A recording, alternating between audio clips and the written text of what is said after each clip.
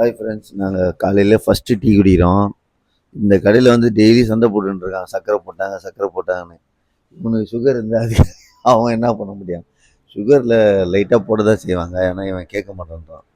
Daily இவங்ககிட்ட வந்து கொஞ்சம் சுகர் இருக்குது சுகர் இருக்குன்னா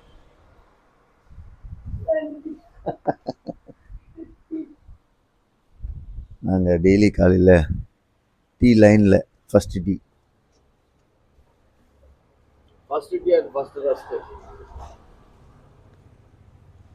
நான் வந்தேன்னா பார்த்துங்கண்ணா, காலங்காத்தால ரஸ்க் எடுத்து சாப்பிட்றேண்ணா. நீங்கள் வந்தவொடனே என்ன ஏதுன்னு கேட்டு ஒரு முடிவு பண்ணுறேன்.